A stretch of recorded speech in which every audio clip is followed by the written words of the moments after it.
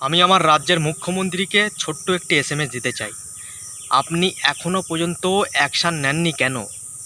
আপনি এখনও পর্যন্ত অ্যাকশান নেননি কেন? এখনও কিভাবে আপনি চুপচাপ আছেন? আপনার যে পোষা গুন্ডা ঢোলারহাটে একটি ছেলেকে, আবু সিদ্দিকী ভাই, তাকে হত্যা করেছে, আপনি এখনও চুপ করে কি করে আছেন? আমাদের খেপাবেন না। মুসলমান এখনও চুপচাপ আছে। সে আমার রক্ত সম্পর্ক না হলেও সে কিন্তু আমার জাত ভাই, আমি কিন্তু ভুলে যাব না। যদি ওই পুলিশ অফিসারের ফাঁসি না হয়, আমরা কিন্তু বিরাট আন্দোলনের ডাক দেবো। সে আমার রক্ত সম্পর্ক না হলেও সে কিন্তু আমার জাত ভাই, আমরা কিন্তু ভুলে যাব না। আপনাকে কিন্তু আমরা হাজারবার বলছি, আপনি এখনও কোনো অ্যাকশান নিন, না হলে ভয়ঙ্কর বিপদে আপনিও পড়বেন। আর আপনার কাছে আমাদের একটাই দাবি, আবু সিদ্দিকী ভাইকে যেই পুলিশ অফিসারটা হত্যা করেছে তাকে আমরা ফাঁসির মঞ্চে দেখতে চাই।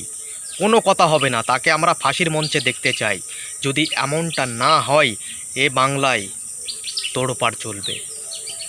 ওকে আমরা ফাঁসির মঞ্চে দেখতে চাই।